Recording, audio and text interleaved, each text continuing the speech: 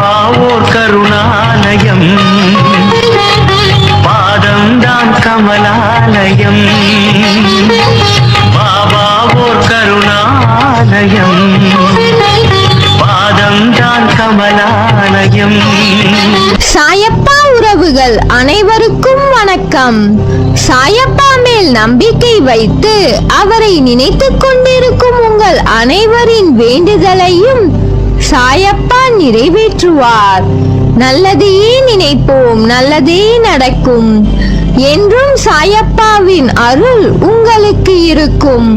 நம் மனதிற்கு இதமான சாயப்பாவின் இன்றைய அருள்மொழியை கேட்போமா? அன்பு குழந்தையே, என்னிடம் நீ வைத்த வேண்டுதல்கள் எல்லாம் நிறைவேறும் காலம் நெருங்கிவிட்டது. இனியும் தாமதமாகாது. உன் மனம் குளிரும். மங்கள நிகழ்வுகள் நடக்கப் போகிறது. எனக்கு தெரியும். இன்று நீ இருக்கும் நிலையில் நம்பிக்கையாக பொறுமையாக இரு என்று சொல்லும் போது உனக்கு கோபம்தான் இருக்கும். நீ என்னிடம் கோபித்தாலும் நான் உன்னிடம் கோபித்துக் கொள்ள மாட்டேன். ஏனென்றால் உன் அறியாமையை நான் உன் சாயப்பா அறிவேன். ஆனால் உன் கோபத்தால் எதுவும் சாதிக்க போவது கிடையாது. அதற்கு கோபத்தை கொஞ்சம் தள்ளி வைத்து நிதானமாக உன் சூழ்நிலையை புரிந்து கொள்ள ஆரம்பி. மெல்ல மெல்ல உனக்கானது உதயமாகும். எல்லாம் உன் வசம் வெளிச்சமாய் உதிக்கும். நான் வேண்டாத நாளே இல்லை. அந்த சாய்க்கு கண் இருக்கிறதோ இல்லையோ என் பிரச்சனைகளை கண் கொண்டு பார்க்க மாட்டேன் என்கிறார் என்று சொல்கிறாய். இதிலிருந்து பிரார்த்திக்கும் எல்லோருடைய கோரிக்கைகளும் நிறைவேறுவது இல்லை என்பது தெரிகிறது. நான் அனைவரின் மனதிலும் இருப்பவன் என்கின்ற போதும் உங்கள் குடும்பத்தில் மட்டும் பிரச்சனை ஏன்? உங்கள் பிரார்த்தனைகள் ஏன் நிறைவேறுவதில்லை? கர்மவினையின் காரணமாக கடவுளை நீ அறிந்த போதிலும் உதட்டால் அவர் பெயரை உச்சரித்தாலும் உள்ளத்தால் அவனை விட்டு வெகு தூரத்தில் இருக்கிறாய். பொய், பொறாமை, வஞ்சனை, அவநம்பிக்கை, சந்தேகம் என எதிர்மறையான எண்ணங்கள் உன் உள்ளத்தை மொய்த்துக் கொண்டிருக்க தூய்மையற்ற இதயத்தோடு என்னை நோக்கி கூப்பிடுகிறாய். உன் அபய குரல் கேட்டு உன்னில் உறையும் நான் விழித்துக் கொள்கிறேன். வெளியில் இருந்து வந்தும் உன் இதய வாசலை தட்டுகிறேன். எனது வருகையை கவனிப்பதில்லை. எனது குரலை நீ அடையாளம் கண்டு கொள்வதில்லை. என் வருகையை அலட்சியம் செய்து கதவடைத்து விட்டு தோல்வி, விரக்தி, நோய், வெறுப்பு என்ற எதிர்மறை எண்ணம் என்கின்ற கூட்டாளிகளுடன் சேர்ந்து கொள்கிறாய். நம்பிக்கை என்னும் உதியை உன் இல்லத்தில் தூவும் முன்பே நீ கதவடைத்து விடுவதால் உனக்கு எதையும் தர இயலவில்லை. நம்பிக்கை இல்லாமல் எதையும் பெற்றுக்கொள்ள முடியாது. உண்மையாகவே நீ என்னை நம்பினால் பொறுமையோடு, விழிப்போடு, கவலைப்படாமலும் தூய மனதோடும் பேதம் பார்க்காமலும் இரு. உன் கஷ்டத்திலும் அடுத்தவர்களுக்கு உதவி செய்ய உன் உள்ளத்தை திற. தன்னலம் துறந்து பிறர் நலம் நாடு. நிச்சயமாக உன்னை நான் தேற்றுவேன், ஆறுதல் தருவேன். உன் கவலைகளையும் நோய்களையும் போக்குவேன். நான் உன்னுடன் இருக்கும் போது உனது கவலைகளை எனது பாதத்தில் நீ சமர்ப்பித்த பின்னர் கவலை எதற்கு? எனது மகிமைகளை கண்டும் ஏன் இந்த ஏக்கம் உனக்கு? உனது தந்தையும் நானே, தாயும் நானே, உன்னை படைத்ததும் நானே, உன்னை சோதிப்பதும் நானே.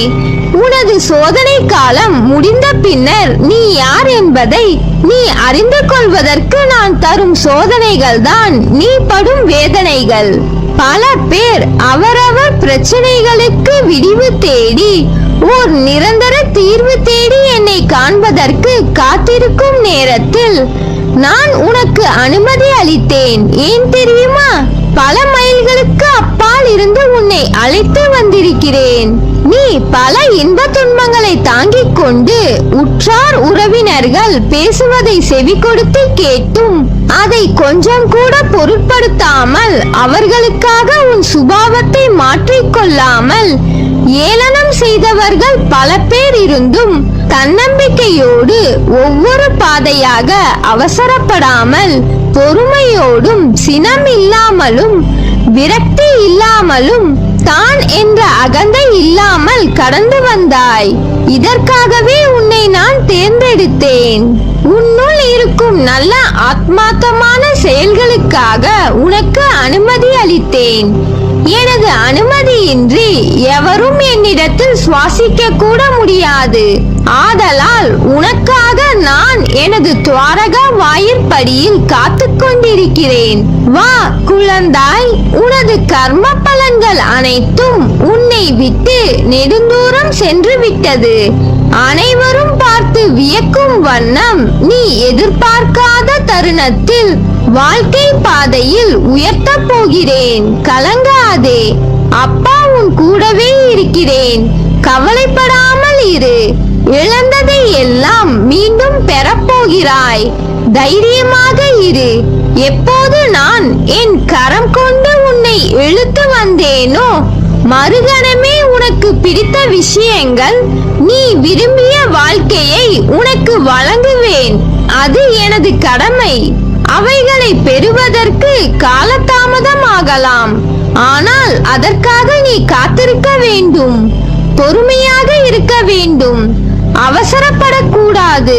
நீ என்னை காண்பது எளிதல்ல.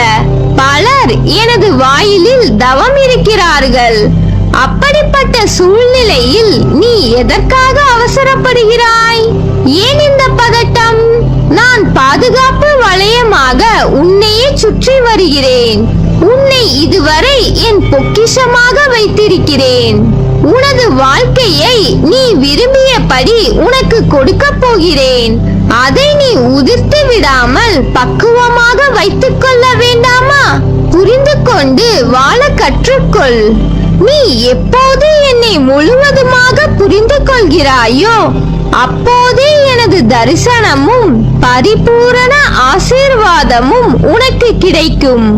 உன்னை பற்றி யார் எப்படி வேண்டுமானாலும் பேசட்டும், எதை வேண்டுமானாலும் செய்ய முற்படட்டும், எதை பற்றியும் கவலைப்படாதே.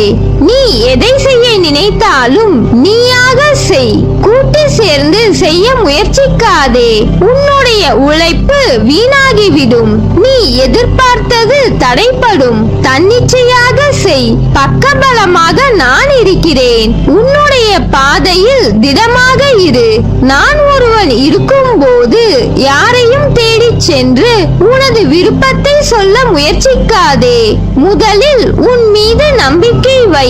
உன் மீது வைக்கிற நம்பிக்கையே என் மீது நீ வைக்கிற நம்பிக்கையாகும். இனி வரும் தருணத்தில் ஜெயிக்கப் போவது நீயாக இருப்பாய். என்னால் எதுவும் முடியும் என்று நம்பிக்கையோடு இரு. நிச்சயம் அது முடியும். காரணம், உன்னில் இருப்பது நீ அல்ல, நான் இருக்கிறேன். நிழலாக உனக்காக நீ செல்லும் இடமெல்லாம் நான் உனது நிழலாக கூடவே இருப்பேன். நல்லதே நடக்கும். நீ என் பரிபூர்ண அருளும் ஆசீர்வாதமும் அன்பும் பெற்ற என் செல்ல பிள்ளை.